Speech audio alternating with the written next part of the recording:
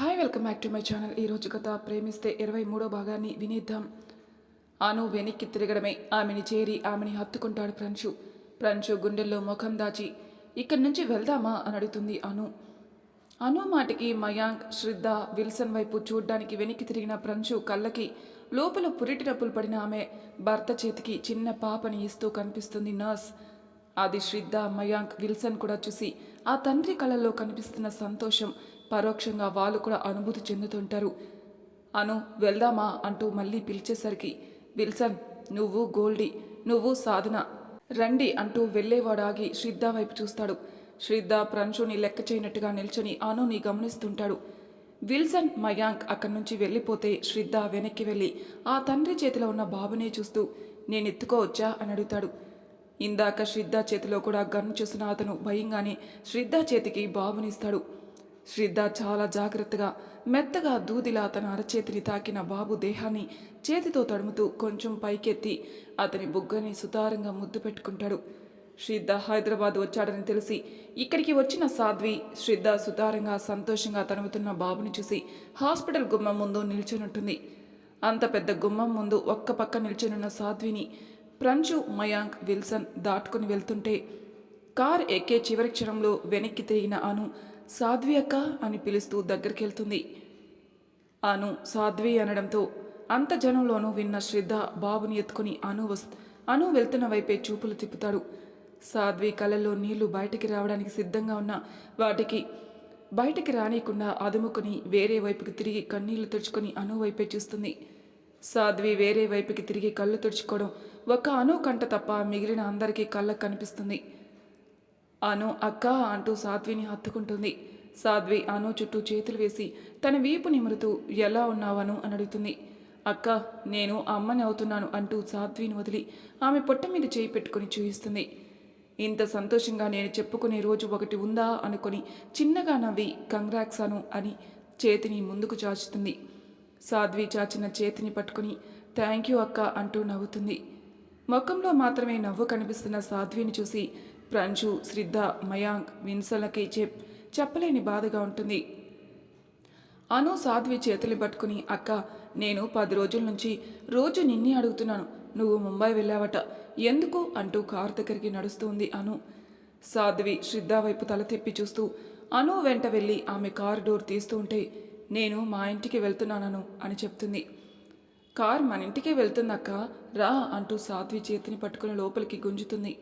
సాధ్వి అను ముఖం చూసి శ్రద్ధ ముఖం చూడకూడదు అనుకుని కారు ఎక్కి కూర్చుంటుంది. అను నా పాప అని తనని హట్ చేసినట్టు సాధ్విని కూడా హట్ చేస్తుంది అనుకున్న ప్రంశుకి మన ఇల్లు అన్న మాటకి సంతోషంగా అనిపించి ఐ లవ్ యూ అను అనుకుంటాడు ప్రంశు. సాధ్వి కారు డోర్ తీయబోయేలోపు శ్రద్ధ వేగంగా వచ్చి సాధ్వి చేతిని పట్టుకుని ఎక్కడికి అని ఆమె కళ్ళ వైపే చూస్తాడు.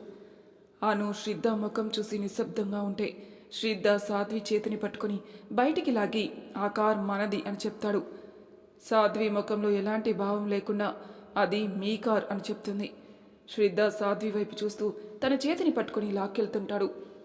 అతడు అలా లాక్కెళ్తూ ఉంటే శ్రద్ధ అని పిలుస్తాడు ప్రంశు. ప్రంశు పిలుపుకి ఆగిన శ్రద్ధ వెనక్కి తిరిగి చూడకుండా జోబిలో ఉన్న ఫోన్ మోగుతుంటే ఎత్తి హలో అంటాడు. సామ్రాట్ మాట్లాడుతుంటాడు. శ్రద్ధ అంటూ స్పీకర్ పెడతాడు హస్గర్. శ్రద్ధ సాధ్వి ఎక్కడ పారిపోతుందో అన్నట్టుగా కార్ దగ్గరికి తీసుకుని వెళ్ళి ఆమెని హత్తుకొని నిల్చుని ఉన్న నాన్న అని పిలుస్తాడు. శ్రద్ధ నా బంగారం అంటూ సంతోషంగా పిలుస్తాడు సామ్రాట్. సామ్రాట్ గొంతులో సంతోషం ఎవరెస్ట్ ఎత్తినా వినిపిస్తుంటే నాన్న అని ఆనందంగా నవ్వుతాడు. అంతసేపు ప్రంశు, మయాంక్ వైపే చూస్తున్న సాధ్వి అతని నవ్వును చూసిన తర్వాత అతని మీద నుంచి చూపులు తిప్పడం మరిచి అతన్నే చూస్తూ ఉంటుంది. శ్రద్ధ సాధ్విని తీసుకుని వెళ్ళాడని కోపంగా ఉన్న ప్రంశు, మయాంక్ సాధ్వి చూపులను చూసి దగ్గరికి వెళ్ళాలి అనుకుని ఆగిపోతారు. శ్రద్ధ ప్రంశు నా కొడుకు, నా రక్తం పంచుకొని పుట్టిన కొడుకు అని సంతోషంగా చెప్తాడు. అతని మాటకి నాన్నా అని మెల్లగా అంటాడు. హా, నీ అన్నయ్య శ్రద్ధ, ప్రంశు నీ అన్నయ్య అంటూ సంతోషంతో సామ్రాట్ గొంతు పూడుకుపోయి వినిపిస్తుంది. సాధ్వి శ్రద్ధ కళ్ళల్లో తిరిగిన నీళ్లను చూసి అతని చెంప మీద చెయ్యేసి చిన్నగా నిమురుతుంది. శ్రద్ధ సాధ్విలను వింతగా చూస్తూ ప్రంశు దగ్గరికి వచ్చిన అను శ్రద్ధ సాధ్విని ముద్దు పెట్టడం చూసి హా అని నోరు తెరిచి షాక్ అవుతుంది. అను హా అనేసరికి శ్రద్ధ సాధ్వి నుంచి చూపులు తిప్పుతాడు ప్రంశు. అను ప్రంశు వైపుకి తిరిగి ఛీ అక్క, ఆ రోజు నా ముందు మీతో, ఇప్పుడు మన ముందు ఆయనతో అంటూ అసహ్యంగా చూస్తుంది. ఆ మాటలు చూపులు నచ్చని ప్రంశు అను ఇలారా అంటూ కారులో కూర్చోబెట్టి ఇద్దరి గురించి ఓ 10 నిమిషాల పాటు వివరంగా చెప్తాడు. మయాంక్ శ్రద్ధ సాధ్వి దగ్గరికి వెళ్ళి, నాన్న శ్రద్ధ, ఇది హాస్పిటల్, ఇక్కడ రక్తపాతాలు రొమాన్స్లు చేస్తుంటే చూసే వాళ్ళకి వింతగా, న్యూస్ ఛానల్ వాళ్ళకి క్రేజీగా ఉంటుంది. ఆ మాట వినగానే శ్రద్ధ సాధ్విని వదిలేస్తే సాధ్వి శ్రద్ధ వైపు కోపంగా చూస్తూ మయాంక్ ఇంటికెళ్దాం పద అని ముందుకు కదులుతుంది. శ్రద్ధ సాధ్వి చేతిని పట్టుకొని, హలో మేడం సాధ్వి, నువ్వు ఎక్కడి నుంచి ఇంచు కదిలినా చస్తావు నా చేతిలో అంటూ మయాంక్ వైపే చూస్తూ, నేను నీతో తీరిగ్గా మాట్లాడతాను కానీ నువ్వు వెళ్ళు అని చెప్తాడు. శ్రద్ధ బలుపుకి ఈ బలుపుగాడికి కాలినా కూడా సాధ్వి ముఖం చూసి అక్కడి నుంచి పక్కకి వెళ్ళిపోతాడు. అతడు పక్కకి వెళ్ళడం చూసి శ్రద్ధ అనరుస్తుంది సాధ్వి. ముఖం పగలగొడతా, ఎవడు రమ్మన్నాడు నిన్ను? నువ్వు ఎవడివి నన్ను ఆపటానికి? నా ఇష్టం, నేను ఎక్కడికైనా వస్తాను. ఒసై, నేను పిచ్చే సంతోషంగా ఉన్నానే, ఆ సంతోషంలో నిన్ను కొడితే నా సంతోషం మొత్తం పోతుంది. ఏంటా సంతోషం? సాయంత్రం చెప్తాను కానీ ఇలారా అంటూ సాధ్విని తీసుకొని కారులో వెళ్ళి నన్ను హత్తుకో అంటూ చేతులు చాచి అడుగుతాడు. ఎందుకింత సంతోషం అంటూ శ్రద్ధ వైపు చూస్తున్న ఆమెను చూస్తూ, హే రా అంటూ గుండెలకి అదుముకొని సాధ్వి భుజం మీద వాలిపోతాడు శ్రద్ధ. అను మొత్తం విని, అంటే సాధ్వి అక్క అతన్ని పెళ్లి చేసుకుంటుందా? అవునను, అంటే మీరు నన్ను వదిలిపెట్టరా? ప్రంశు అను ముఖంలో ఆనందం చూసి నవ్వుతూ హా అంటాడు. అంటే మీరు నన్ను ఎప్పటికీ వదిలిపెట్టరు, పాప మన పాప అని సాధ్వి అక్కకి ఇవ్వరు కదా? ఆ మాటకి ప్రంశు దగ్గర కూడా సమాధానం ఉండదు. చెప్పండి సార్, సాధ్వి అక్కకి ఆ బావ ఉన్నారుక, మన పాపని అక్కకిస్తారా? ఇస్తాను అన్నట్టుగా తలూపుతాడు ప్రంశు. అతని మాటకి అంతసేపు ఆనందంగా ఉన్న అను ముఖం ఒక్కసారిగా వాడిపోతుంది. అను ముఖంలో నవ్వు మాయమవ్వడం చూసిన అను అని పిలుస్తాడు. పాప మన పాప అన్నారు ఇందాక అంటూ హాస్పిటల్ గదివైపే చూయిస్తుంది. అప్పుడు సాధ్వి కళ్ళలో అంత బాధ కనిపించలేదను అనుకుంటాడు ప్రంశు భుజం మీద చెయ్యేసి సార్ అని పిలుస్తుంది అను పిలుపుకి ఆమెను చూసి, సాధ్వికి ఈ పాపనిచ్చి వేరే పాపని మన కోసం ఉంచేసుకుందాం అను. వేరే పాప ఎక్కడి నుంచి వస్తుంది అంటూ ఏడుస్తూ, నా పాపని నేను ఇవ్వను అని ప్రంశుని హత్తుకుని చిన్నపిల్లలా ఏడుస్తుంటుంది. ఆమె ఏడుపుకి బాధగా ఉన్న అప్పటికి సమాధానించుకుని, డ్రైవర్ గుడికెళ్ళు అని చెప్తాడు. వద్దు, నేనెక్కడికి రాను, నాకు దేవుడి వద్దు అంటూ చేతులు ఆడిస్తూ ప్రంశు నుంచి దూరం జరిగి కూర్చుంటుంది. చిన్నపిల్లలా ఉన్న అను కడుపులో బిడ్డన అనుకుని ఆమెకి దగ్గరగా జరిగి, సాయంత్రం అవుతుంది, ముందు ఇంటికి వెళ్ళి అక్కడి నుంచి గుడికి వెళ్దాం సరేనా అంటూ డ్రైవర్ వైపే చూస్తాడు. డ్రైవర్ కార్ ఎక్కగానే విల్సన్, ప్రంశు మనుషులు అందరూ ఒక్కసారిగా అక్కడి నుంచి కదులుతారు. మయాంక్ కూడా ప్రంశు వెళ్లడం చూసి అక్కడి నుంచి వెళ్తాడు. అను ఏడుస్తూ కిటికీల నుంచి బయటికి చూస్తూ ఉంటుంది. ప్రంశు అనుని తల వైపుకి తిప్పుకొని ఆమె నుదుటిని ముద్దు పెట్టి తన గుండెకి మీదకి హత్తుకొని, సరే కానీ నువ్వు ఇలా ఉండకు. ఎందుకుండద్దు? ఆంటీ దగ్గరికి ఎవరైనా వచ్చి మిమ్మల్ని ఇవ్వమంటే ఇస్తుందా? నేనెందుకు ఇవ్వాలి అంటూ ప్రంశు ముఖం చూస్తుంది. తనే ప్రపంచంలో అనుకున్న తన తల్లి నుంచి దూరం అవ్వాలి అన్న ఆలోచనే ప్రంశు ముఖంలో ఏదో తెలియని భావన కలిగిస్తుంటే అను వైపే చూస్తాడు. చెప్పండి సార్, మిమ్మల్ని వేరే వాళ్ళకి ఇస్తుందా ఆంటీ? పోనీ మీరు వెళ్తారా? ప్రంశు అను 2 చెంపలు ఒక చేత్తో పట్టుకుని కోపంగా ఆమె వైపే చూస్తాడు. అను భయంతో కళ్ళు మూసుకుని చెంపలు నొప్పిగా ఉండి కళ్ళల్లో నుంచి నీళ్ళు వస్తుంటే బలవంతంగా కూర్చుంటుంది. ఆమె కళ్ళల్లో నీళ్లు చూసి తన్ని విడిచిపెట్టి, నాకు కోపం తెప్పించకు, కొడితే చచ్చిపోతావు. అను ప్రంశు దగ్గరగా ఉన్న అతని తాకకుండా కూర్చునుంటుంది. ప్రంశు వాళ్ళ ఇంట్లో, అను వచ్చావా అంటూ వస్తుంది యశోద. దగ్గరకొచ్చిన ఆమెను చూసి హత్తుకుని, నేను వెళ్ళి కాసేపు పడుకుంటాను అంటూ వెళ్ళబోతుంది అను. ఆగను, పొద్దున వెళ్ళ, ఏమైనా తిని వెళ్ళు, పడుకుందురా. అనుకి కన్నీళ్లు వస్తుంటే ఆపుకుంటూ నాకొద్దు అంటూ గదిలోకి వేగంగా వెళ్తుంటుంది. అను ఏమైందే నీకు, అలా పరిగెత్తకు అంటూ అరుస్తుంటుంది. లోపలికి వస్తున్న ప్రంశు తని వదిలేసి వచ్చి అలా వెళ్తున్న అను వైపు చూసి, అమ్మా వాష్రూమ్కి వెళ్ళాలి అనుకుంటా అంటూ యశోద దగ్గరికి వస్తాడు. భోజనం చెయ్యమంటే వద్దంటుంది, పైగా ఏడుస్తుంది. ఏమైనా అన్నావా? అసలే కడుపుతో ఉన్న పిల్ల, ఇలా తినకుండా ఉంటే ఎలా అంటూ కిచెన్ వైపుకి వెళ్తుంది. భోజనం పెట్టేవమ్మా, నేను తీసుకుని వెళ్తాను. ప్రంశు మాటకి అతన్ని ఒకసారి చూసి భోజనం తీసుకుని వచ్చి చేతికిచ్చి, అదే పిల్లలా ఉంటుంది, తన కడుపులో ఇంకో పసిపిల్లన, నీ కోపం తన మీద చూపించుకు ప్రంశు, కడుపుతో ఉన్నప్పుడు ఏడిస్తే మంచిది కాదు అంటూ నీళ్లు కూడా ఇచ్చి అక్కడి నుంచి వెళ్తుంది. భోజనం పట్టుకుని గదిలోకి వెళ్ళిన ప్రంశుకి దిండులో ముఖం పెట్టి ఏడుస్తూ కనిపిస్తుంది అను. తనని అలా చూసి ప్లేటు బాటిల్ టేబుల్ మీద పెట్టి గడియ వేసొచ్చి ఆమెను వెనక నుంచి హత్తుకుని అను అని పిలుస్తాడు. అను ప్రంచు స్పర్శకి ఏడుపు దాచుకుంటూ ప్రంచు గుండెల్లో ముఖం దాచుకుంటుంది. ఆమె అలా చేయడం అతనికి బాధగా ఉండి అను భోజనం చేద్దురా అని ఆమెను లేపడానికి చూస్తూ ఉంటే అను లేవకుండా ప్రంచు చుట్టూ చేతులు బిగించి నేను వేరే గదిలో ఉంటాను అంటుంది. ఎందుకు? ఈ గది నచ్చలేదా? పనమ్మాయికి చెప్పి మన గది మార్చనా? మన గది కాదు, నా గది. నేను మీతో ఉండను. అను, నాకు కోపం తెప్పించకుండా లేచి భోజనం చెయ్యి, లేదంటే నాకు కోపం చూడాల్సి వస్తుంది. నీ మీద కోపంగా ఉండడం నాకు ఇష్టం లేదు, అర్థం చేసుకో. అను ప్రంచు వైపు చూసి లేచి కూర్చుని నాకు భోజనం వద్దు. ఎందుకొద్దు? నీకు ఆకలిగా లేకుంటే లోపల పాపకి ఆకలిగా ఉండదా? తను చాలా చిన్నదాను. నువ్వు ఇలా పస్తులుంటే తన మీద ఎంత ప్రభావం చూపుతుందో నీకు తెలీదు. ప్రంచు మాటకి పొట్ట మీద చేయి వేసుకుని భోజనం వైపు చూసి నాకొద్దు అని కూర్చుంటుంది. అను అలిగితే ఇంత ముద్దుగా ఉన్నావేంటే అని అనుకుని లేచి అను పక్కన కూర్చుంటాడు. అతని పక్కకి రాగానే అక్కడి నుంచి లేచెళ్ళి భోజనం ముందు కూర్చుని నోట్లో నీళ్ళు వస్తుంటే చేతిలోకి తీసుకొని తింటూ ఉంది.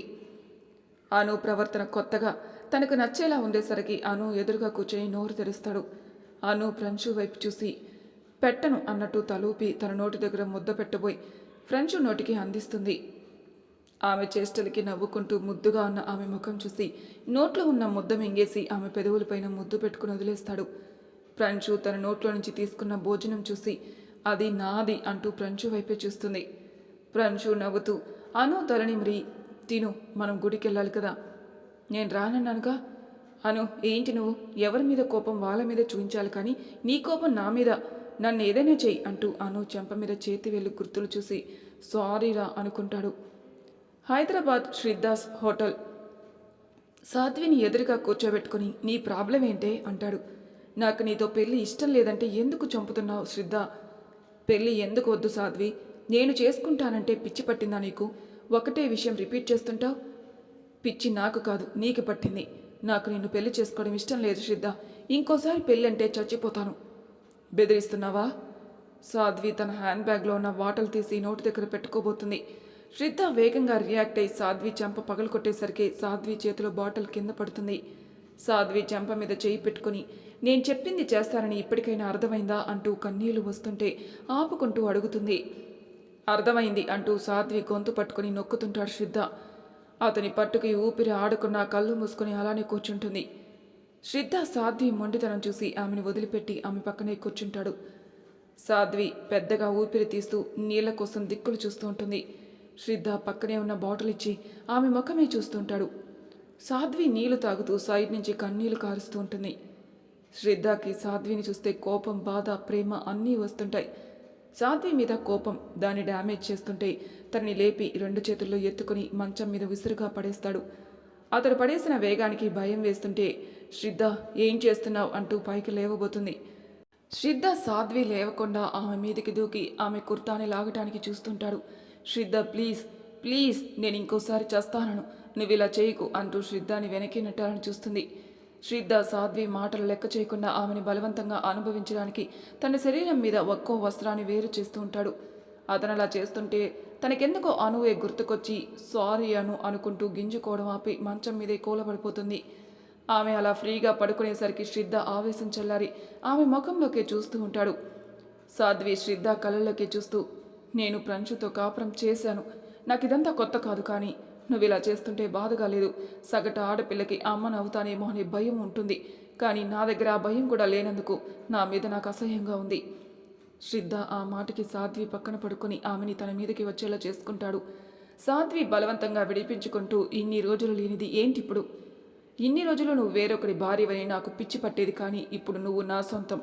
నువ్వు అవునంటే నీ ఇష్ట ప్రకారం భార్యవి అవుతావు, కాదంటే ఒక్కదాని ఇష్ట ప్రకారమే భార్య అవుతావు. తన నగ్న దేహాన్ని తడుముతున్న అతని చేతులు ఆమె నడుముని చుట్టుకుని పడుకుని పోతాడు. కాసేపటికి గాఢ నిద్రలో ఉన్న శ్రద్ధని చూసి అతని ఎలాగోలా విడిపించుకొని డ్రెస్ చేంజ్ చేసుకుని బయటికి వెళ్ళడానికి డోర్ తీసిన తనకి శ్రద్ధ గది ముందు గుంపులుగా ఉన్న సెక్యూరిటీ కనిపిస్తుంది.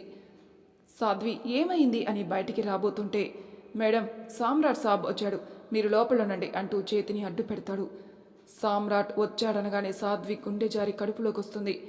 మేడం లోనికి వెళ్ళండి అన్న అతడి పిలుపుకి అక్కడి నుంచి పరుగున వెళ్ళి శ్రద్ధ లేరా అంటూ లేపుతూ ఉంటుంది. సాధ్వి గొంతులో భయం వినిపించి ఏమైందిరా అంటూ గన్ తీసి సాధ్వి వైపే చూస్తుంటాడు. క్షణంలో వచ్చిన శ్రద్ధ రియాక్షన్ చూసి సాధ్వి భయపడుతూనే మీ నాన్నగారు సామ్రాట్ వచ్చారని చెప్పుకుంటున్నారు బయట అంటూ భయంగా చూస్తుంది. నాన్న రావడమేంటి అనుకుని ఫోన్ తీసి అందులో ఉన్న ఓ 40 చిల్లర మిస్డ్ కాల్స్ చూసి హో నాన్న ఎన్నిసార్లు ఫోన్ చేసినా చూసుకోలేదా అంటూ బెడ్ దిగి వేగంగా బయటికెళ్తాడు. సాధ్వి శ్రద్ధ వెళ్లడం చూసి నడి మంచంలో మోకాల మీద కూర్చుని గుమ్మం వైపే చూస్తూ ఉంటుంది.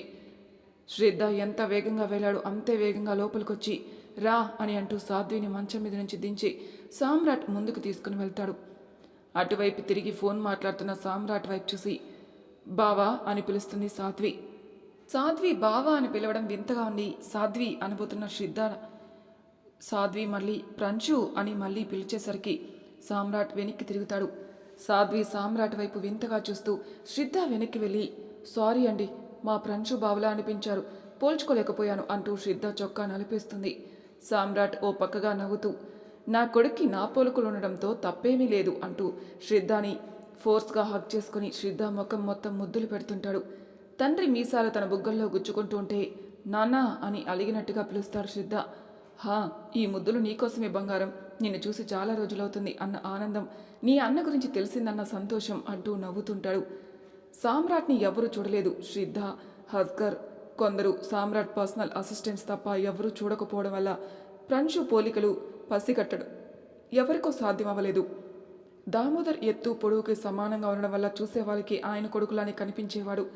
కానీ సాధ్వి ప్రంచుతో కాపురం చేయడం తక్కువైనా అతనితో స్నేహం చిన్నతనం నుంచి ఉండడం వల్ల తను ప్రంచు ప్రింట్ గుద్దినట్టుగా సామ్రాట్లు ఉండడం ఆశ్చర్యం కలిగిస్తే నా కొడుకు నాలా ఉండడా అన్న మాటకి షాక్ అవుతుంది. ఇక్కడికి ఎందుకు వచ్చావు నాన్న అంటూ సామ్రాట్ గుండెల్లో ముఖం దాచేస్తున్న శ్రద్ధ వైపు చూసి నవ్వుతూ మీ అన్నయ్యని ముంబై తీసుకుని వెళ్ళడానికే వచ్చాడు సామ్రాట్ అంటూ నవ్వుతూ అతన్ని చూస్తాడు హస్కర్. మరి తర్వాయి భాగంలో ఏం జరుగుతుందో నెక్స్ట్ ఎపిసోడ్లో తెలుసుకుందాం. అంతవరకు నా ఛానల్ సబ్స్క్రైబ్ చేయని వాళ్ళు ప్లీజ్ సబ్స్క్రైబ్ చేసుకోండి. లైక్ చేసి షేర్ చేయండి. మీ అభిప్రాయాలు నాకు కామెంట్ రూపంలో తెలియచేయండి. Thank you for listening.